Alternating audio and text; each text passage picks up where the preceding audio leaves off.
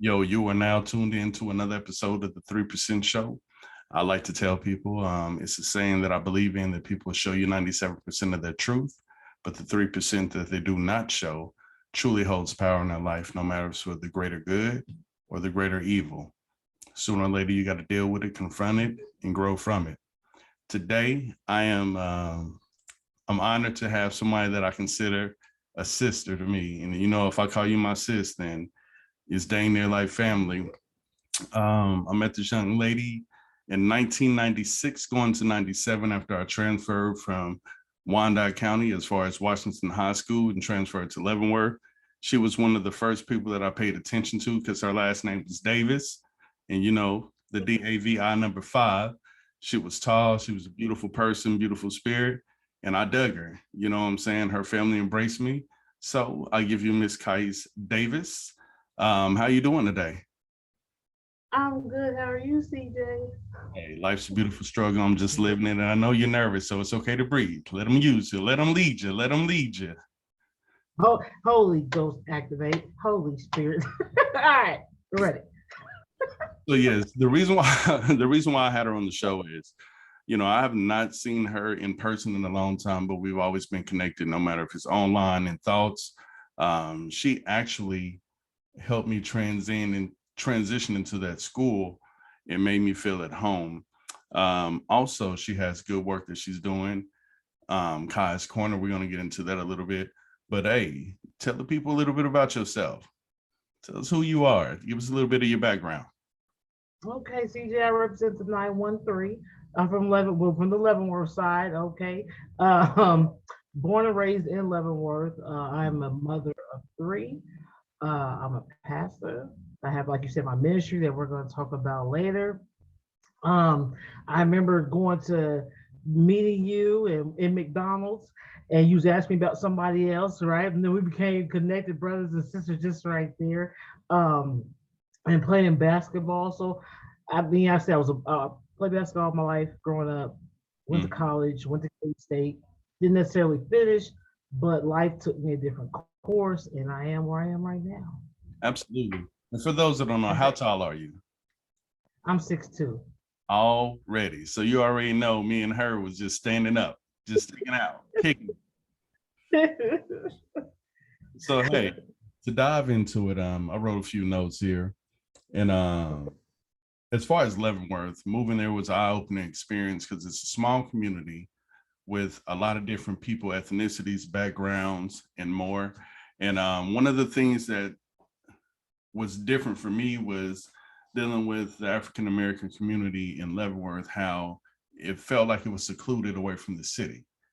So people would get excited to go to the city, but in Leavenworth, they had the same things going on. You had, great things going on, and you had the same thing. To me, it was just on a smaller scale.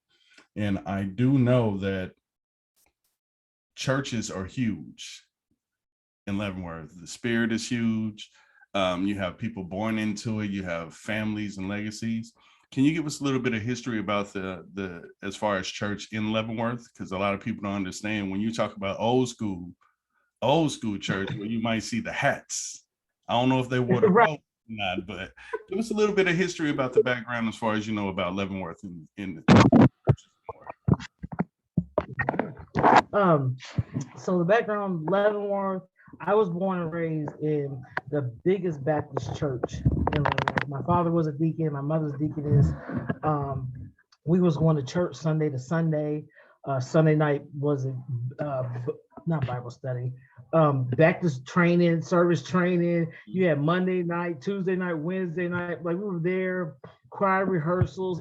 It was battles amongst the churches, like, oh, you go to this church, I go to this one. We was like on a gang within the church. We had it going on there too. And so that's just like you was raised in that environment. Like I said, we went all the time. You had your different denominations, but like I said, I was raised in the biggest Baptist church there, so we kind of ran the town. okay, running the town. We did. So, and I remember the Toberts too. They were heavy in the church. Is that your family? Yes, yes. It's this, Leavenworth small, we're all related Right. somehow, You some way. always gotta ask family lineage and more. Right. We're connected. So if you level somehow, we're probably kind of kin. Okay, okay. So let's think about this. This is what I would like to know since I haven't been back in a while and you do have kids now. What is the difference in Leavenworth from 1997 versus now? Is it still the same atmosphere, or what do you feel the community is going through in Leavenworth as of right now? Honestly, when I go into Leavenworth CJ versus from when we were there, Mhm. it was how you say it wasn't as Leavenworth has turned up. It's turned more of the city has turned more into Leavenworth. So we're before when we was coming, like we still had that vibe, where we thought we was, part of the big city, you're going in and Yeah. out, but it's starting to like more go into Leavenworth. So yeah, so like I said, my oldest son is there. He goes to school, Leavenworth High School. And it's different. I guess this whole generation of kids is different. So the whole atmosphere of Leavenworth is just not the same. Still Mm, nothing to do. Still the prisons, but still the but no, they got a lot going on in the community as far as they have unity in the community and different things going. There is more involvement for the kids there versus when we were coming up. We didn't have much to do as far as outside of school. So now there is a lot more that they're offering for the children to do in Leavenworth, which I do love that. and that's dope. That's dope because Leavenworth, like you said, I remember meeting up at McDonald's my first week, and I was like, "This is what y'all do for fun." I was completely lost. I was in an emotional state, and it was just different because one thing that I did love about Leavenworth and the surrounding areas are very family oriented. It wasn't too much you could do. There wasn't no whoopings. I only know a few people that got whoopings. So Wait a minute, I did y'all were on no. So talk it what? out, time out. No, stop it. Don't do Leavenworth. Don't Y'all do were on some Leavenworth. time out stuff, and I was looking like, oh, I can't believe. Yeah, I was like, y'all gonna talk to y'all parents like, okay, if that's what y'all do, then hey, hey, Oh, not this Davis household. No, we man, didn't. man. So, That's what y'all thought of Leavenworth. Y'all, the ones in the city, y'all think that that's how we're raised, and we're not. oh, okay. I'm just saying because a lot of my friends, and my cousin Dexter and my best friend Mebane that I miss every day, they enjoy Leavenworth. They was kicking it. It was a lot Right. They, going on. So do they have an outlet more or less for when we went to school? They had POC with Miss Williams. So do they still have things like that going on? Organizations as far as educating an African American community and things like that. so I think a lot has turned more into unity. I'm not in Leavenworth too much. I think they still have POC, but I was part of the group that started that, and it's not how we started it. It has went a whole different direction, Mm, which is kind of saddening to tell the truth. When I seen the POC group, and I don't want to, somebody come after me, but when I seen it, honestly, it's not how we started. It's not what the organization was started for at the mm, high school. Um, so it has turned. So I don't know necessarily what's in the school like for the African American and children of color and people of color. I don't mm. know what's really there for Okay. them. And With that the was important to POC. me because coming from the inner city, that was the first time I ever went on a Black college tour. And it was crazy to think that this entire time I didn't understand I had Lincoln, Langston, I had Arkansas upon Bluff. So that was truly an eye-opening experience for me. And it was amazing and crazy at the same time that I experienced that at Leavenworth High School versus being in the city. So I think that I apply Wyandotte County now because you have people advocating, you have people, having pride in going to HBCUs and more, and they're talking about it more. So it's more of a conversation for the youth to say, hey, it's okay if I don't want to go to a prestigious school. What's quote unquote a prestigious school? We can go ahead and populate and give back to our community and help those colleges grow. So I think that is super dope. So we're going to talk about 1996, 1997. I see you. You are probably around 6 feet at the time. I think that you're beautiful. Your complexion, you're a great person. Your mother, love her to death. Still scared. I was always scared of your daddy because he was taller than me. Your sister, everything in life is going on. And the reason why I'm bringing this up is to lead to where you are now, because I believe that we all have choices to make, right?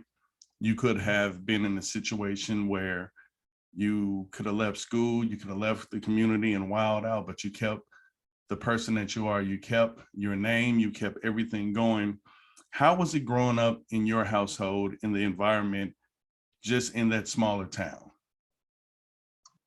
Ooh, okay, let's dig deep.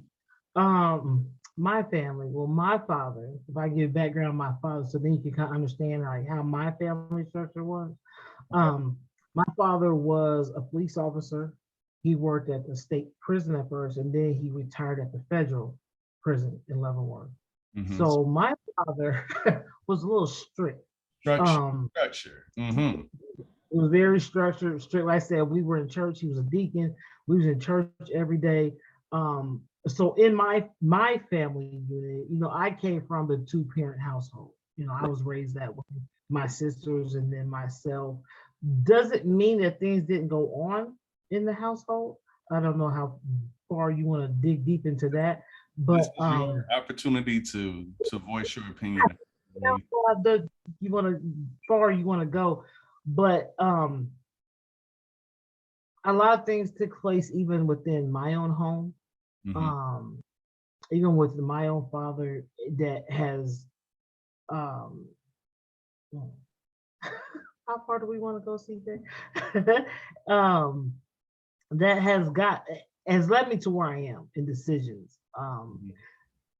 My father, he was strict, and then when my parents were together, they got divorced my junior year, senior year of high school. So that kind of turned a lot around in my life as far as even playing sports. Where I grew up going, sports was like a family function. My parents were there sitting together. When my parents decided to separate and divorce, it wasn't the same for me.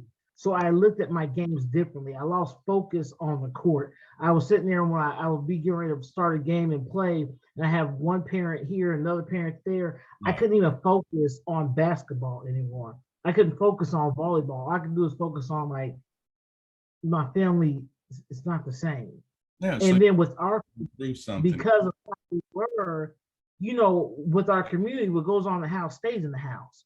So Right. we couldn't talk about the things that went on within my own family structure. So then when you feel like there's silence, that builds up.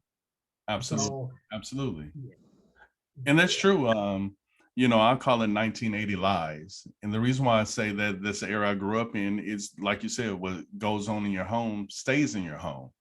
And I've had great family members who I didn't even know, because sometimes your family chooses other friends and you embrace them as, you know what I'm saying? You embrace them as family for whatever reasons that adults had going on in their reasoning. Also, I think it's important of what you said. You can have a great household, but when situations arrive, you know, back then we weren't able to talk about anxiety. We weren't able to talk No, about depression. We weren't able to talk about panic attacks anymore.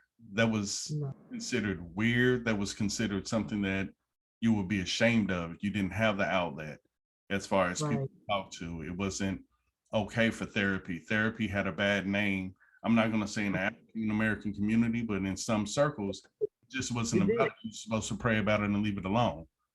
And that eats away at a person, I believe. And one of my cousins always talked about stress will kill you. So Yes. walking on eggshells, feeling a certain kind of way, I can totally understand. I don't know what was happening, but I think I did meet you your junior. Was it your junior year? My junior year. Yeah. Year. Yeah. So I didn't That's when you put me that right in the you were middle. going on. And you would have known I was going through the things that I was going through. Because mom always said, don't go out there looking like what you're going through. And to this day, I'm still like that, and I don't know necessarily that's a good thing in a way it may be, but when you met me, then you didn't know, because the image and the image of being in the church and who we were, we had to carry a certain way, but behind those doors, Right, right. it was And I something can else. understand that, because I remember sometimes we would have small conversations. You wouldn't open up, but that's why I would always ask, "Are you good? You cool?" You know what I'm Yeah. saying? I could just feel it. I can feel the energy from you. And it was I'm really blown because I had no idea. You know what I'm saying? And especially when you're in a small town too, you know, Right. everything you say may lead to another household and it goes around in circles. And yeah, I can understand that. So that's interesting. And I appreciate you sharing that because, like I said, this show isn't necessarily about an individual. I believe whatever we talk about, somebody else will relate to. And that's why Right. I want to give people a voice in their flowers. Also, I want to talk about this big dude. I don't know if he was in gym class today, and I'm normally a cool person, but baby, Paul Trinkle, me and him were. Hey, all I knew is that I had to go through the hardest dude because they was looking at me like, "Oh, you from the Wyandotte County and Bun B, come up to me." And I was just looking like we are about to duke it out. And that was one of the coolest people that It I knew really the is. whole year. You know, for real. Paul Trinkle was everything, the coolest cat. So tell me about the relationships that you built as far as you said sports was a distraction. What else did you start finding as far as an outlet? And how were people able to assist you? Were you openly talking about things? Was it few people? Because I know your sisters, they always carry everything and I love them to death. But what did you find out as far as an outlet then? And what would you recommend for somebody going through stress within a house? What would you recommend as an outlet for a young lady, a young gentleman? Honestly, now like an outlet is one God. I always got to promote God first, right? Because I am Pastor Khys. So it's always the first person to go to God. But even people say that we'll go to God and pray, but there's more behind even praying and going to God because the Bible says faith without works is dead, right? So you have to work your faith. So if I'm going to have faith that I'm going to give this to God, there's still more that I have to do. So now outlet will be talk to somebody. Therapy is okay. Therapy is definitely okay. Find someone that's older or even a mentor that you can trust Mhm. and talk to because everybody that you talk to, you shouldn't be talking to everybody, right? But to find out who you can honestly trust and talk to is very key important. And being growing up, like you were saying, in Leavenworth and coming up in that image, coming from that two-parent home. Then when my parents got divorced, it was big like, oh my gosh, and the Davis household broke up. Right. Let's talk about this and spread more. But I thought they knew what was going on, didn't necessarily know. And I watched my mother in my years of high school, and I don't know if you don't know this, but my mother faced clinical depression. So when I got up and go to school every morning when I was meeting you, my mother was in there crying I because didn't she know was that. depressed I at had no all. idea because every time I see her, she was smiling and inviting me in the household.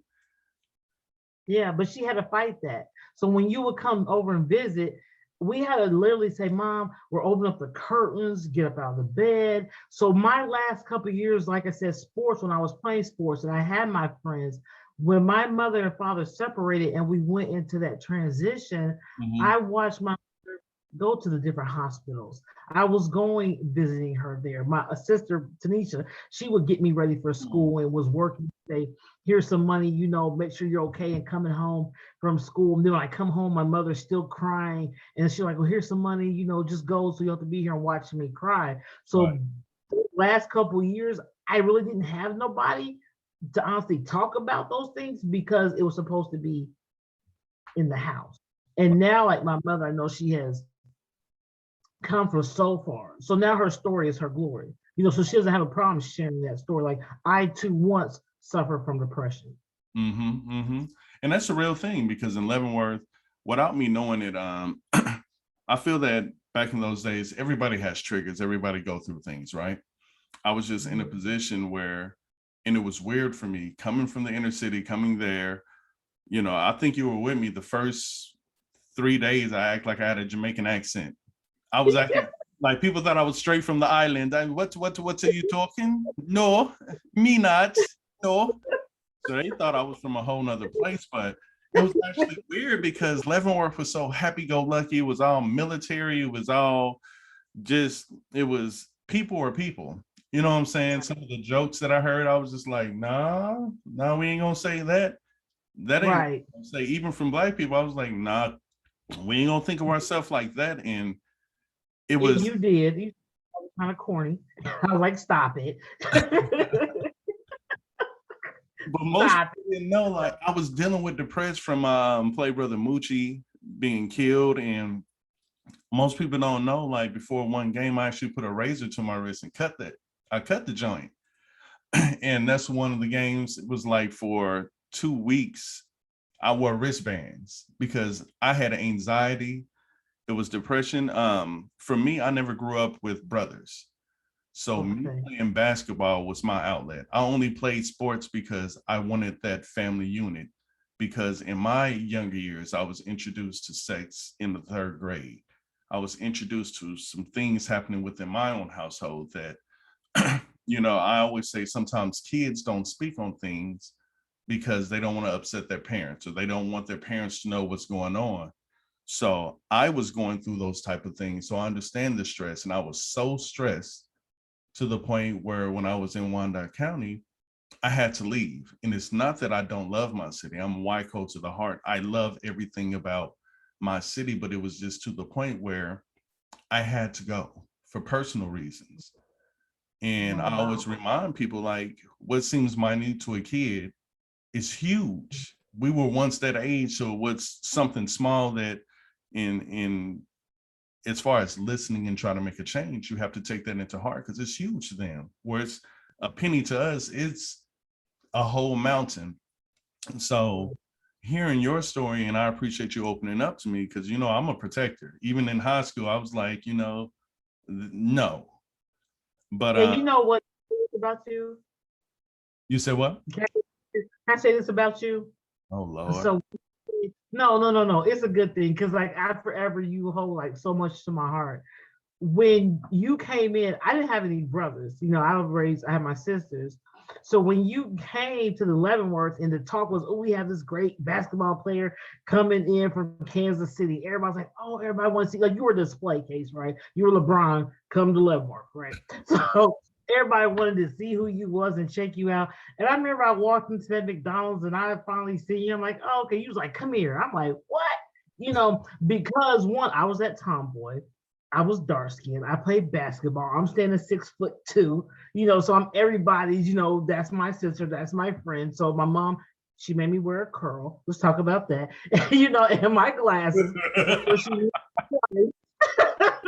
so my life was ruined Where do in you high school with get a curl braces. in Leavenworth? How about that? Stop it. Okay, go. I had the curl. So when you came in, and so my complexion coming from Leavenworth, is not so many dark skinned um people there.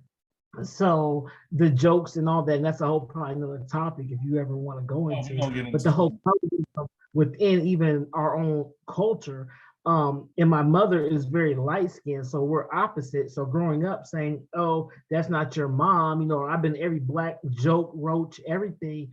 So my esteem was low. So when you came in and you embraced me, it wasn't embraced as far as in not an appropriate way. It was like, hey sis, come here. And I'm like, whoa, wait a minute.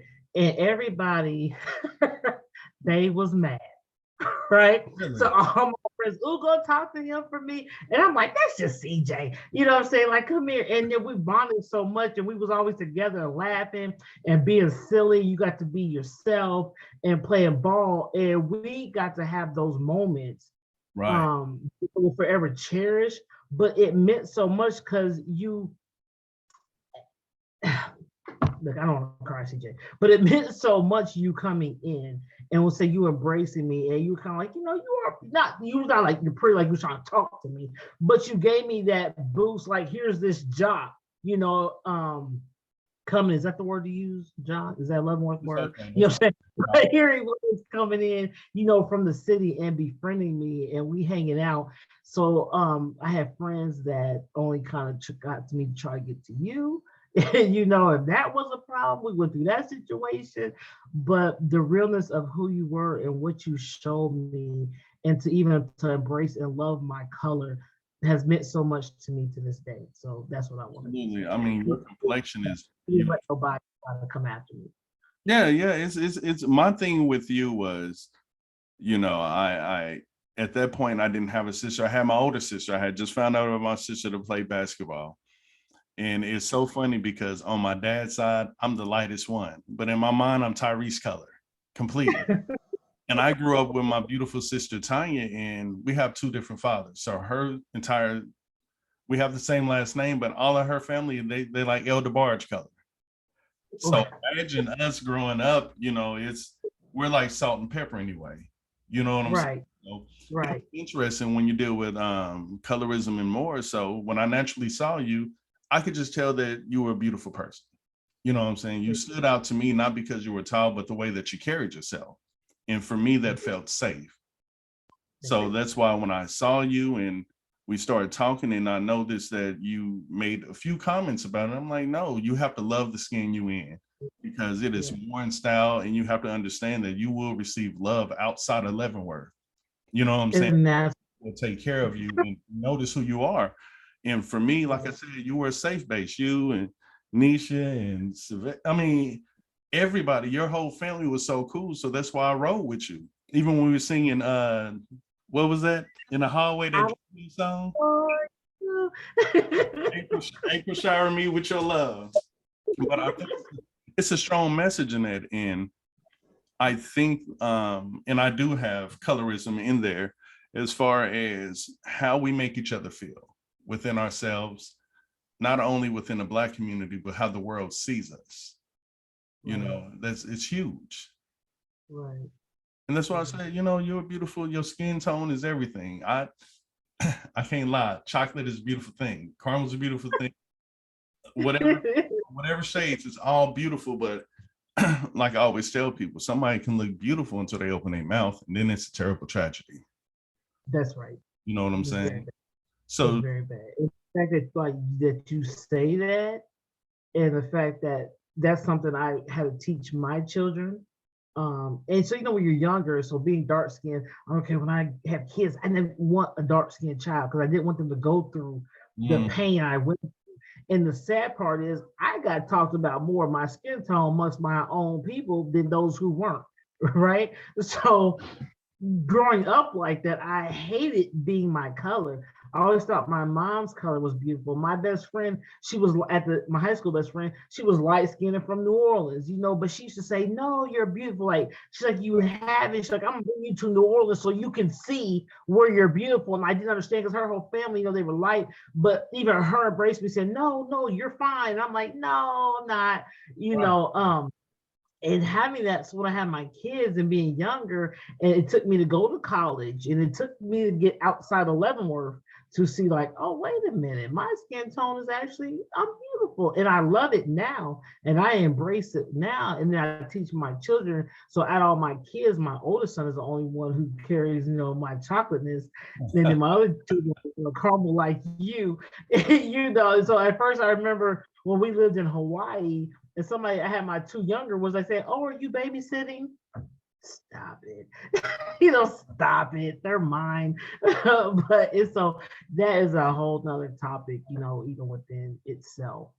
No, and I think it's important that with Genesis, I think it's important because we have to stop putting each other in a box as far as, okay, after a certain complexion of being dark or what do you want to call Black, you're still African American. That doesn't mean that you're African.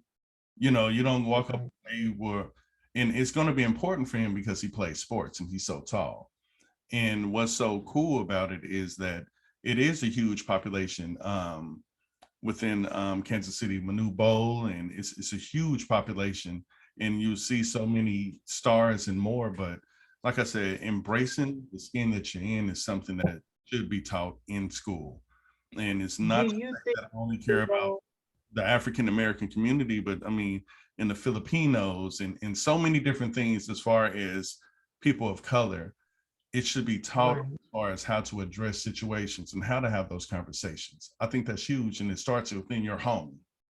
You know what I'm saying? It does, and what I've learned, CJ, I'm sorry to cut you off, no, but it seems like it's having my son and watching him. It's easier for what I have noticed for dark-skinned males than a dark-skinned female to be accepted. It's just now when we're seeing dark-skinned, beautiful women on TV, so it's just now like, oh, I see somebody who's starting to resemble me, being chocolate on the chocolate end. And so I see for my son, like it seemed like it's easier for him to make it through being a female. Even when I see young dark skinned girls, like even to today, I'll stop and say, "Oh, you're beautiful. Know that you're a beautiful girl." But they don't even hold that confidence. Whereas a dark skinned young boy seems like they get a little bit more accepted easier. So that's even something. No, I totally can understand. I can understand. And like I said, that's one of the reasons why I cherish our relationship, because you allow me to be me. You allowed me to breathe. Some decisions I wanted to make, you told me about the right and wrongs. And I can't I mean, I can't front, I'm not perfect. It's a lot of people from Leavenworth. I owe apologies to, even after Leavenworth, but it was because I was still trying to learn myself. You know, I was very insecure. I was going through depression and didn't know that's what I was doing, because after I stopped playing, but after our season was over, you know, before I went to Neosho, I didn't even pick up a basketball. I didn't even play, not once. Only person I wanted to play in Leavenworth was Wayne Simeon, and he wouldn't play me because he was playing the CMA. That's the only person I wanted to play every day. We never got a play. Shout out to Wayne. I wish we would have played. That was man. Look, I told JB, I said, JB, you need to get this dude in the gym with me. I'm ready to work him out, because he was so hyped about playing with CMH. And for those who don't know, CMH had everybody from Jerron Rush, Kareem. I mean, they had everybody. Earl was there. So it was just one of those things where I was just like, this Leavenworth kid, cool. So yeah, it was important. And I think what struck to me was, I think me and Coach Hogan had a meeting at Applebee's, and it was a recruit from KU that came. And I had made my mind up. I was like, I don't want to get a KU. It just wasn't for me. You know what I'm saying? So dealing with anxiety, depression is truly important. Now, it's a couple of things that I want to talk about, because I know it's so many different branches, and you never know what people have going on in their life, within their family, within themselves, or community. Tell me about some things that are touching to your heart. Are there any kind of, are there any things, type of organizations that you advocate for, and why do you advocate for it? One single mothers. I advocate for them because I was married for 14 years, CJ. So he was in the military. And when we got our divorce, when it happened, we had our 3 children. Our middle son has autism. Mm-hmm. Our youngest daughter, or my daughter, only girl, she was born legally blind, and we didn't even know it until kindergarten. So she has had 2 surgeries where they removed the lenses of her eyes, and so she wears bifocals now. And so without her glasses, she cannot see. But she loves on basketball and sports, so we never even knew this until school started. And so it's like, without her glasses, she doesn't have lenses, and she'll go and get them replaced. So even visually impaired, I'm so strong for that as well. Right. But especially like autism, and I worked in mental health for a little while, not knowing that it was going to prepare me for my own child. So me raising him, autism is big, mental health is big. You talked about suffering from depression, attempted suicide. Been there, I've done that myself. You know, I tried. So I'm very big on, let's talk, have the conversations, grief. Those are another ones that big groups that try to stand the gap for. Women who've been through domestic violence, been through abuse, mental abuse, verbal abuse, abuse is abuse across the board for me. I don't differentiate. And even with me, the first thing that I ask women is, hey, what have you been through? Even dudes, you know, you got to understand somebody's past, understand their present, and possibly where they may be projected to go in their future. And I always believe when you meet somebody, you have the best of the best, the opportunity to be the best of the best, or the worst of the worst in their life. And I, like you, I'm a huge advocate for autism awareness, because I have a nephew who is in the spectrum, and I love him to death. You know what I'm saying? And he's not even Black. Like, I love him. That's my dude. Regardless, I love the hugs he gives me. And it's just something that I think that, and I'm so glad that in the African American community, we're starting to understand. and we're starting to understand, okay, sensory issues. We're starting to understand that, hey, everything is fine. Everybody might just be wired a little bit differently as far as understanding. And now I see the progression of parents trying to find out what it will be in order for them to be able to say, oh, this is what they're good at. This is what they've been trying to say, no matter if they're verbal or nonverbal. Because I interviewed DJ Lenz, him and his mother, and I was so happy and excited about him just because he went from being nonverbal within, I think, 3 or 4 years. So now he wants to be a broadcast journalist, and he's young and he's playing sports. So I've seen what guy can do. I see what pouring into a child as far as family and parents can do, because I love them. They're all the way in Chicago, but I just appreciate what you're saying, because parenting doesn't come with instructions, right? Somebody told me everybody talk about what kind of parent you're going to be until the baby, and then you find out what kind of parent you're going to be, right? Right. And for me and the journey with my son that's on the spectrum, they say it's the neurotypical. You know, you have the two that's neurotypical, then you have the one that's on the spectrum. And our journey has been, when we first found out when he was born, I knew it was something that was, something just seems a little different about this one. And going for it, I have wanted to be his biggest advocate. I've had to stop my personal life. I don't know if I probably even told you this, but becoming like, I can't work because I have to be there for him at all times. Because my son, what he went through with verbal abuse, we went through his trauma. When he started, to the puberty stage, we went through that one part where he was physical, aggressive. And so we had to deal with the police. We had to deal with the fighting. We had to deal with the schools. And I had to be his voice. I had to take my son to go to the hospital and leave him there in the mental ward. And that's hard. So I can't work because I'm 24/7 for him. Right, yeah. And not really having the support and doing it on my own, it's been a lot.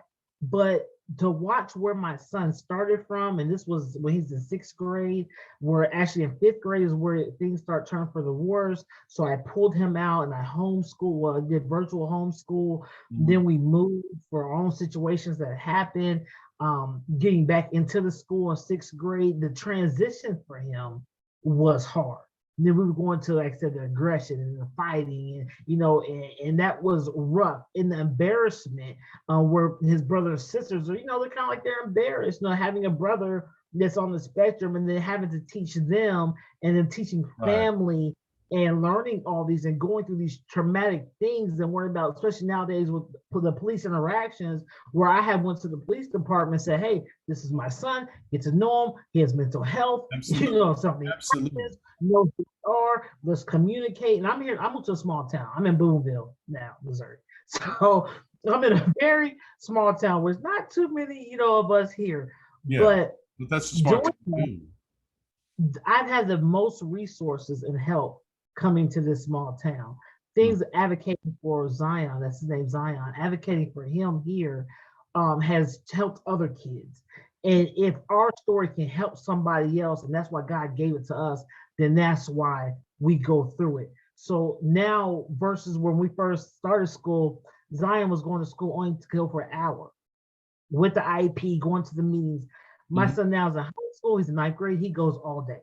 He has maybe got one physical altercation the first week of school and hasn't gotten any more. He gets all A's. He has friends, which he's never been invited to a sleepover, but he has friends now. And, it's still a struggle, but learning him and learning his communication, like a lot of it has came from me, because the sad part is with the pandemic, mental health in that field has the turnover for jobs.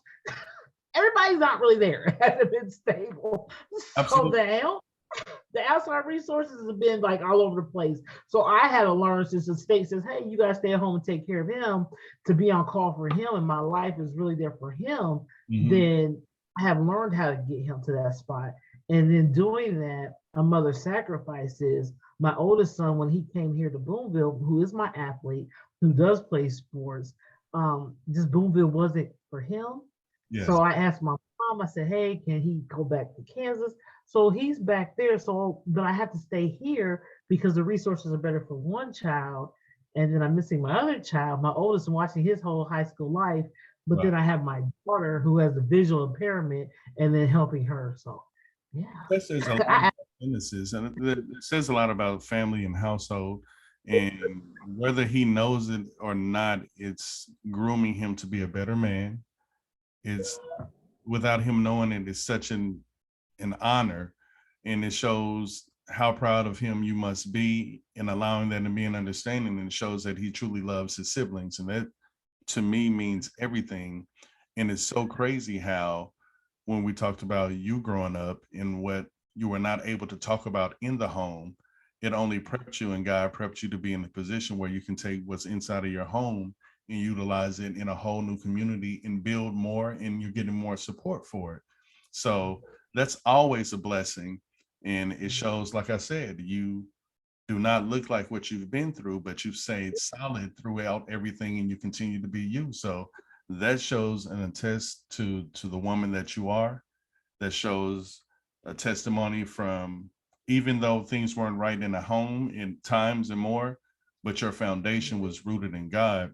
And that leads me to Khy's Corner. Can you tell us a little bit about Khy's Corner? Because I'm not gonna lie, sometimes when I be on some bull, when I see some posts, I go right past it. As soon as I hear God, I already know where I am. I'll be, yeah. So give us a little bit about your foundation. What is Khy's Corner? Give us a little bit about that. Okay, what is Khys Corner? Khys Corner, we are Khys Corner Ministries. In 2013, I was licensed ordained as an evangelist. Then I was elevated to a prophet and a pastor. And so during that time, I used to get on Facebook and I would first write like my corner thoughts. And I said, let me put Khy into it. So let me start a page to do something outside of even an outlet from the mom and everything going on in my life. So I created Khy's Corner. So at first, I didn't know what direction I was going when I started it. I didn't see the vision. Then, as I went through like my own story and journey and the transitions of things in life happening, Khy's Corner went to my evangelist page. So on Facebook, we have a closed group, and Khy's Corner on Facebook is an evangelist page where people can come in and get the word, or may get a video, or we may have a conversation, or we may have a topic, or just where they can feel safe. So Khy's Corner, Khy, to know me, to be intimate with me, you're going to call me Khy. But my name is Khys, right? So the Khy's Corner is not even about my name, but it's the intimacy of even when you're with God. So Khy's Corner is a place where our theme is we are not the judge nor the jury. So a lot of ministers and pastors may not necessarily understand, but we're have many different ministries. Where my sister, Pastor Khy Davis, Come on, she Mr. is Man. there. Let me represent her. She stands beside me. My sister, she's been a pastor since I was in high school. You know her. Like our whole journey. That always has been my mentor. She went to K-State. I went to K-State. She was a Delta. I didn't do it. So that we kind of went pineapples. No, I was scared because she was a legacy. They was gonna get me, so I didn't do it at K-State. And so I did a lot mimicking her. And so then Tony Evans, he is like he's the co-founder. He's now a deacon. We have turned this corner into, not only do we have our evangelist page, but now we have Khy's Corner worship service. So now we are a church. That is one entity of who we are. So we have services on Zoom, which we started before the pandemic because everybody doesn't make it into the church building. So we want to bring the church to you. We're not traditional. On the corner at church, you may find somebody smoking. You may find somebody driving the car, cooking dinner. No telling what you're going to see them doing, but we're in church. And the word of God is going forward. Like I said, we say we're not the judge of the jury. So within that, within the corner, we're just a corner trying to fill up the kingdom of God, right? Kind of, what can we do to fill up our corner of the kingdom? God, where do you have us to be? So with that, we say we're not the judge or the jury. So everybody, and when I say everybody, everybody is welcome on the corner, right? So we have a ministry where we have one for the prison, we have one for the homosexuality. We call it connecting the rainbows. It's connecting the rainbows that the covenant that God had and the rainbows that they as a symbol and putting those together and bringing Christ as the head. We can't judge you, only God can, right? So we have single mothers, single fathers, so much that we're doing and trying to, we're getting ready to become nonprofit. We're getting ready to probably have a physical location. So that's who the corner is, CJ. That's what has me going. I mean, I get excited to talk about it. And people say, why couldn't you make it a title with God's name in it? Because it's a conversation piece, right? And it's the intimacy. Because somebody walk around saying Khys Corner. Well, who's Khys Corner? Oh, let me tell you about what it is. It's not about Khy, but it's about the intimacy of God and God accepting everybody. Because Khy, if you get to know Khy, we're gonna have that relationship, right? Well, we're gonna get intimate. We're gonna talk. We're gonna get raw. We say we're gonna get naked. Take your face off. Let's just talk. But to know Khys, right? No telling what you may get, with Khys. But so that's who Khys Corner is.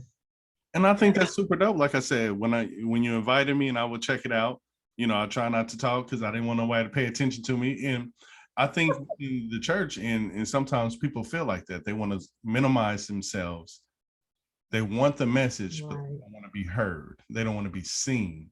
And I think that reciprocity is everything when you're dealing with God, because you have to give in order to receive. You have to cast your words. You have to verbally, cry out for what you need in life outside of what you can tangible things that you can do yourself when you're dealing with the Holy Spirit, or when you're dealing with, just how some people say, hey, I'm going to put my vibrations out, whatever the case might be. You have to openly be able to open up your heart, because that's a cold thing I tell people about God, and I use in a relationship talk and other thing. God does not care about whatever you present to him, because he sees your heart. So he knows if you're doing it with the right intentions. He knows when you mean it. He knows that you can be crying and XYZ, but if your heart ain't in it, he don't want to see. Right. That's all that's what the thing is. And man suffers from a heart condition. We do. That's genuinely what we do. And that's why I said I'm so proud of you. And when I see your sis on there, I'll be like, oh Lord, what the word gonna be today? Depending on where I am, let me go ahead and go past this right quick. That's okay. And I'm sure there's a lot of people who do, but we have 1,000 people who somebody's going to stop and look at it. Somebody, and that's what all our job is to do, is to be the messenger and to be the vessel.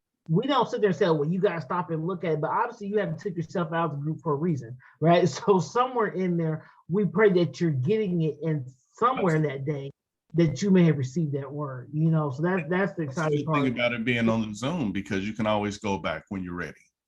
Sometimes I think in now's time, in today's time, and I'll just be real, as far as in the African American community, it's such a division. And it's not, I can't fault anybody for what they believe in. You got Christianity, Catholics, woke, Hotep, spiritual people talk to God directly. You got so many things, right?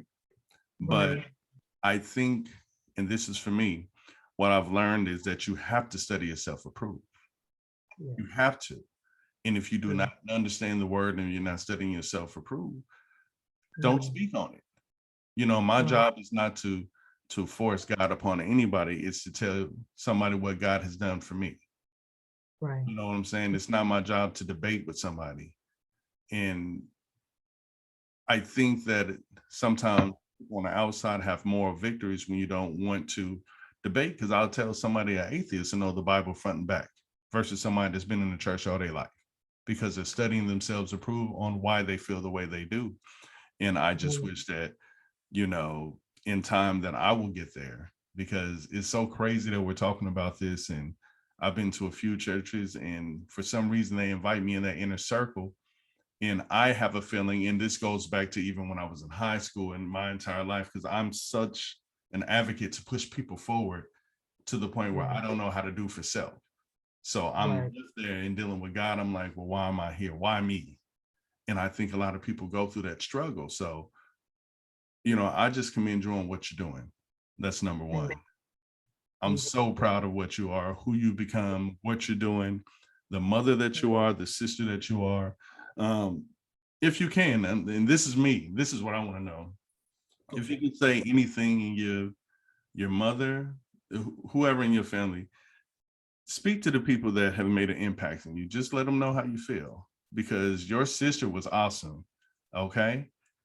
She came back from school, and when she was older, and I was just like, nah, I'm older. You know what I'm saying? I was always quiet around her because I was scared. I was scared she was gonna hit me with a right hook. I ain't gonna lie. And then with Nisha, I was just like, "Ooh, your sister's kind of fine. She kind of fine. She kind of fine. I was gonna be in the family. You just didn't know it. You didn't know it. It was only a few people in LV I was talking to, but we have an incredible base from that experience in Leavenworth. But who do you want to say, hey, I appreciate you in more? If I had a, can I pick two? You said what? So you said, can I pick two? If that's what it's an open mic. You got the floor. Okay. So if I had to pick somebody first, it would be, we always want to start with our mother, right? And I believe in, like you said, giving flowers while you live, and even my father, God bless him.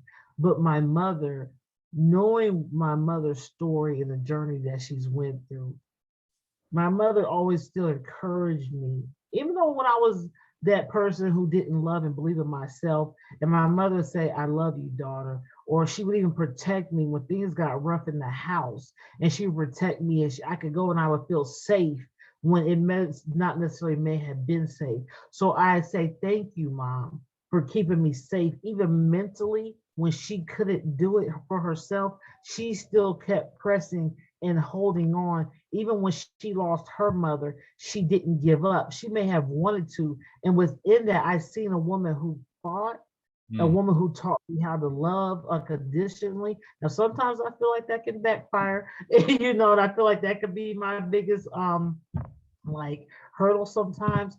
But she taught me how to love, how to forgive, despite it all. Forgive. Um, when those hurt you, when those talk about you, still smile, still keep going, still get up.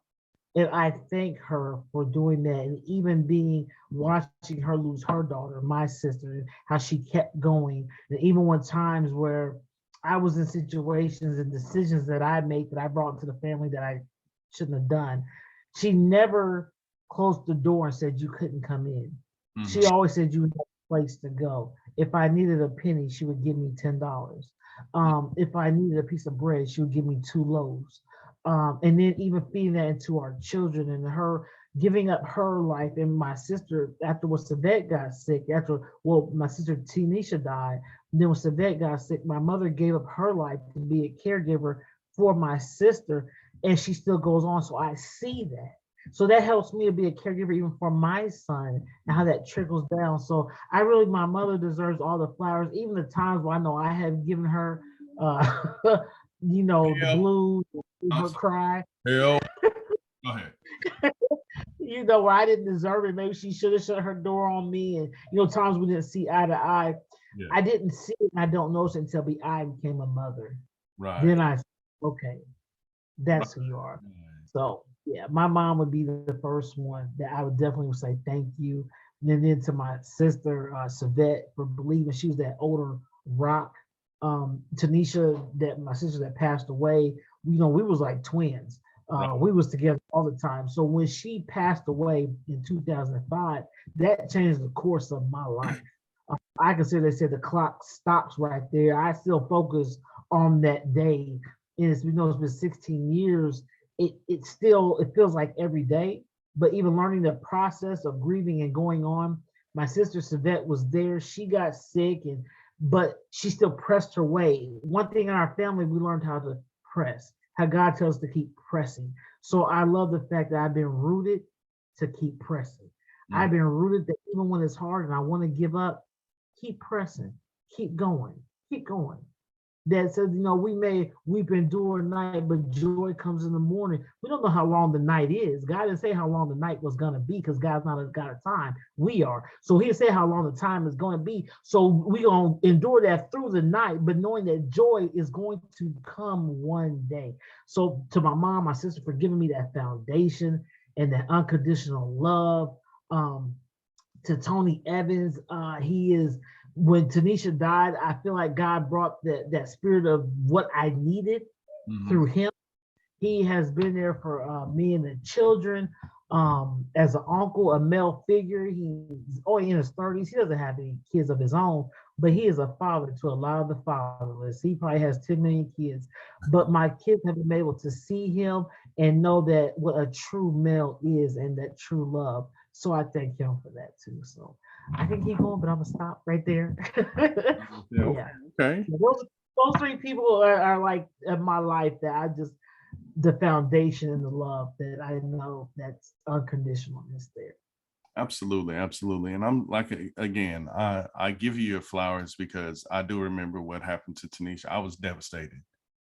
For me, it was out of the blue, and all I could think about was you and your mom and your sister. I didn't know how to say things, but you always were on my mind in regards to that because I'm like, okay, my sister's she's crushed and I can't fix it. You know what I'm saying? As a friend, I mean, I was out of school still a long time, but when I heard, I was devastated.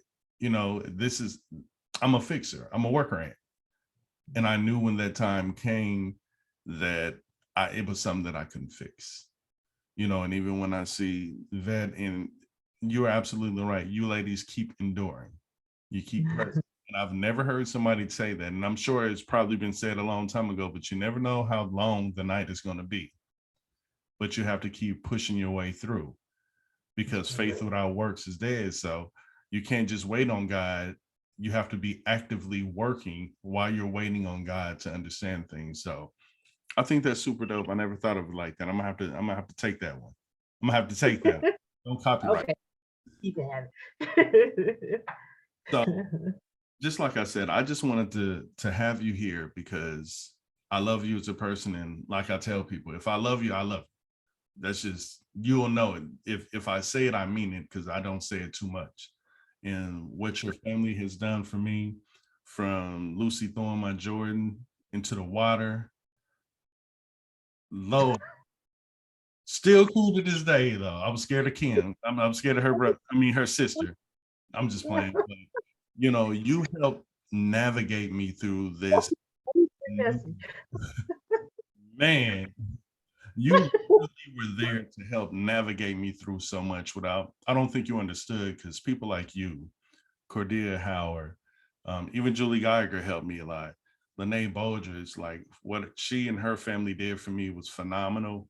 And I could have been a better person, but I was young. And I'm not going to chalk it to that. My character was out of line in a lot of things. Even dealing with, Coach Stem and Coach Hogan, but you were there. I can honestly look at you and say things. You kind of picked up on my vibe and vice versa. And I appreciate you and I thank you for that. Because like I said, it wasn't too many people I would deal with. I didn't go to too many people's houses. I just, that's the way I kept to myself. Even the Fullen family, Manthe, shout out to the whole Hoop Squad, Leavenworth edition, second in state. We only lost. I didn't show up to play. I was tired. You know what I'm saying? And I tell people that all the time. Good game. I was there. I was screaming for you. I'm never getting 100% on the court. And it's crazy. Like that was the first time. Like the crowd was crazy. Like they had their shirts off. Now, my first Leavenworth game, home game in that tournament, it was crazy. Even my sister's mom came, but it was crazy for me. I ain't never seen people like that. Like this, how white people do. This is like college. This is white people and black people. My boy Cliff out there doing the most. Cliff like doing the most. You stop doing Leavenworth like that now. it was what I needed. It was a blessing. Even and I love Mr. Boyce. He's my favorite sports writer. The look on his face after my first game, and he kind of chuckled like, "So, how do you feel?" And it was relief for me because I actually beat Wyandotte for the first time, but it was just that whole atmosphere. Shout out to Cliff doing the most with the shiny shorts. I still remember the shiny shorts. Shout out to Eniatzi, proud of her for doing, her acting. And it's just so many people. I think when I reflect back on how great Leavenworth was, and as far as education, it was a blessing. That's why I wanted my nephew, Jordan. I wanted Jordan to go to Leavenworth because everybody thought I moved to Leavenworth because I had a son, since me and Jordan look so much alike. I was like, I don't have a baby. So more than anything, this is more of an intimate conversation because I said, since day one, you were like my sis. You accepted me, I accepted you. Even we had the overall joints with the brown Timberlands. I forgot to. You was letting me wear your shirt, and everybody got mad. Remember that? I didn't even know the girls liked me then. I thought I was just a skinny Ashy Lou with a huge Adam's apple. I was just in the hallway. It was like LeBron was coming to Leavenworth, and they were so excited, and it was a mess, CJ. I don't know what you did to them girls in Leavenworth.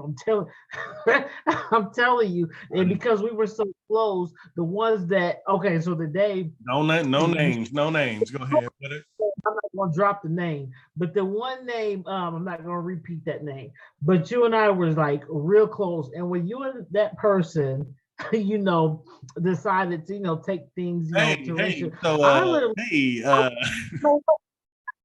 you though, but I cried at home because I'm like, she taking my best friend. She just used me to get to my best friend. Like, you was my best friend. I'm like, wow. So I was hurt. Like, my best friend was gone, and then you was just gone, and y'all would come up, I'm sitting looking like, I was the same person, man. I'll be the same. I ain't gonna do too much. But you got to hold your head up because what you brought to Leavenworth, what you did, never underestimate. Don't take it. Your trophy, your picture's still there in the Hall of Fame. We're older now. And actually, Leavenworth is selling some of our old gear from them. Oh, really? So they are. At the basketball game, they were selling our workout stuff that we used to work out in. Everybody only wants Wayne's. I don't think they really want us no more. But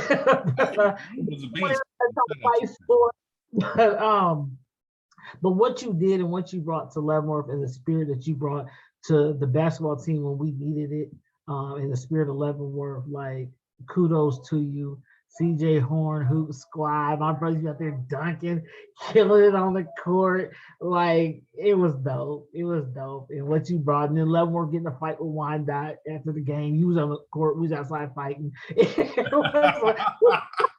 We from the dot, baby. We was out there fighting, squabbing in the parking lot while you was in there playing. So you brought that energy to Leavenworth too. But I say Leavenworth, no, you ain't sleeping. That's incredible. What you did, like, I love it, and I thank God for you. And like I tell my son, who's now playing at Leavenworth on that same court, that I watched you play on, and he's playing on it. And I said, man, you gotta meet your Uncle CJ, because if anybody's gonna inspire you, it's gonna be him. And so I thank you. I do. And I love this intimate conversation. Like I said, I was nervous, and I know where you wanted, to take it. But to think about, if I can be honest with you, I'm proud of you. I'm proud of you, CJ. And to hear somebody say that is sometimes we need that. And for you to say that to me, I thank you. Because, when I think about the high school group that I graduated with, okay, one is a judge, one's on TV, as you just mentioned, one is this. And then you look back, you're like, well, sometimes you're like, well, who am I? But I had to realize, well, I'm everything that God told me to be, because my journey, I'm not here. My job is actually saving souls and being a vessel and going into the trenches. Like, my job is very important. And I had to learn to accept that and to hold my head up and say, you know what? Thank you, God. That is not theirs. Where they had to do is where God took them.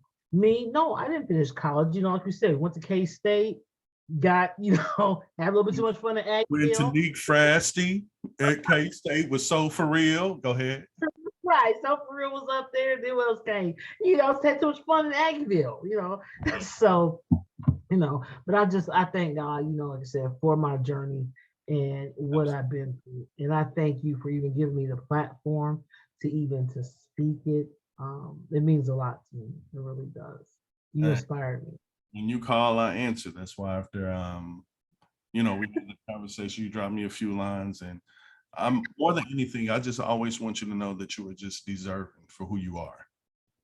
If anything, you are deserving to be who you are, and you are a beautiful person. And sometimes I feel like the biggest advocate, the biggest voices in the room and in your community are not heard because we don't give them platforms.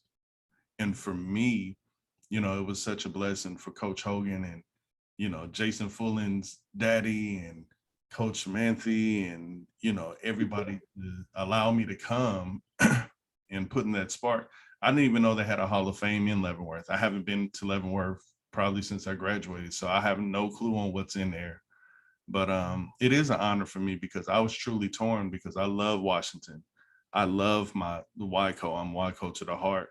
But in the same aspect, in that car ride when Willie Washington was taking me, and he's one of the calmest souls I've ever met. He had me at peace on that drive to get there. And I didn't know then what I know now. If I would have known now what I mean, you know what I'm trying to say. I'm sorry, Right. a little weird, but I needed Leavenworth. Right. And God placed me where I needed to be at that time. And then again, I just thank people like you and the Bolges and the Fullens, Manthys, Chattertons, even Chad Earns. I mean, everybody. RJ McDaniel, he introduced me to Common. He introduced me to all Talib Kweli. So it's so much texture there. And shout out Paul Trinkle. Shout out to the whole Paul Trinkle clique back in the days. And Kirby. So Paul was one man strong by himself. already, but like I said, hopefully I will get a chance to see him play in Leavenworth before he graduates.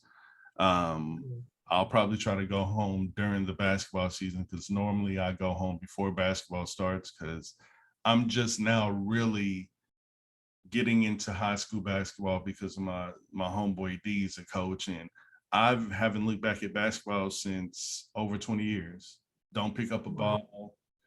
It was too much. It was anxiety, but now I'm getting to the point where I want to get into coaching, not necessarily for the aspect of just the game, but I want to be the coach that will say, hey, I need you to have two other things that you're interested in. I want them to be able to talk to me, to have the conversation. No matter if you're the everyday person or you're the LeBron James of the team, I feel that kids need to be in a spot, if they're not getting it at home, where they can decompress and understand and breathe, you know? Yeah. So, I think that'd be good for you. I really do. absolutely. I think you should. And even where you said when your passion is autism, special needs, they need basketball, you teach them. That's a whole community. You can help them out. I want to be whatever to whoever I can, and that's the thing. I think, and I always say this: there's too many humans in the world and not enough humane people. So until we can deal with what we don't understand and consider what's normal, and that's why I told my homegirl Toya G, she has cerebral palsy. She got degrees, she's writing, she got 4 books, and I wrote a poem to her called What's Normal, because 2 years after graduating high school, she killing it, and I'm just chilling. Is that normal? So I think once we change our lens as far as the way we look at situations and approach situations, sometimes we're better off. And it's just those hard decisions that we have to make and come to terms with and understand that we're always growing. And it's like I tell people, sometimes God brings whatever you don't want back around because he wants to see your reaction. It's just like the burning bush. The ram is in you, you just got to be obedient to see it. Right. Sometimes dealing with things, and I'm dealing with things. I'm actively going back to therapy because I feel I haven't learned how to grieve since my grandmother and Moochie and even my brother. I haven't properly learned that I feel like it's time for me to grow, and I've learned so much from the people around me to the point where, they've told me it's time. anybody can tell you how great you are. Anybody can tell you XYZ, but until you have self-application, it's always going to be an issue. It's always going to be anxiety and coulda, shoulda, woulda, you know. Right. So Right. that's why I brought you on the show, because Khys Corner be popping. You never know. You Hey. see some old school gospel songs in there. You're going to Klaus over the laps. Hey. I see somebody take put your gum out while you're watching it. Put your gum out. And we may be rapping too. You find everything over on the corner. Already. And again, if you can plug the corner, if you have a YouTube channel, if you don't, I'm going to get you up on that like I did my sis. Just give us, again, closing out, if you have anything as far as your 3%, and I never know how to word this question, but what in your life do you feel is your 3%? What has inspired you more than anything and helped you find your voice in placement of where you are now? What do you feel your 3% in life would be?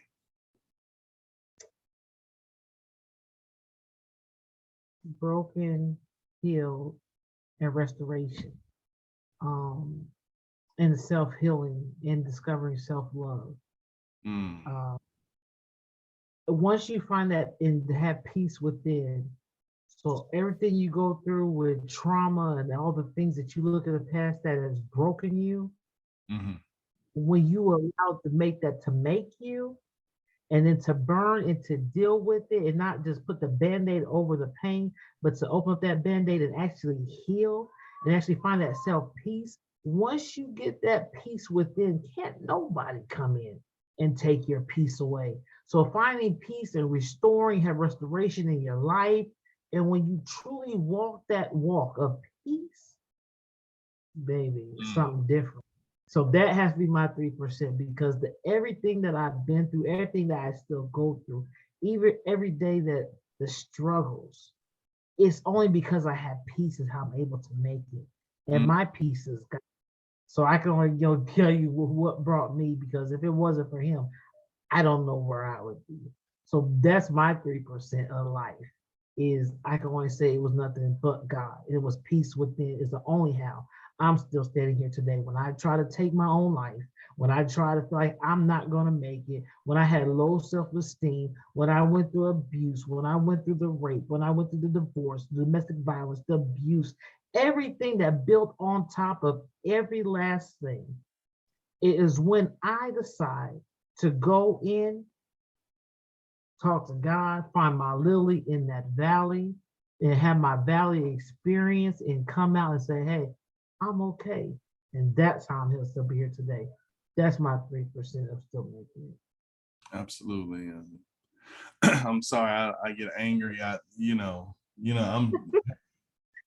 but, and again, I think your 3% has basically shown who you are, being vulnerable. And if you found peace in God, that's a beautiful thing. And that's what's motivating you. So I just appreciate you so much. I love you to death. I love the family. Hopefully when I'm in town, you'll be in town or something like that, because I know we be missing each other in the wind. But still, as I told you, I appreciate you. I see the beauty in you. I see the God in you. And I appreciate you being on my platform more than anything, because I feel you have something to say. And it's people just need to hear what you got to say and what you're trying to do. And if it grows, it grows. If it's a personal connection, the right people will always hear the right things. What's for them is for them at any given time. So I appreciate you coming on here. If you hold on, I'm gonna wrap with you for a little bit. We're about to go ahead and end this. Again, this is another episode of the 3% Show with my sis, Khy. And we out. Bye. Bye. Bye.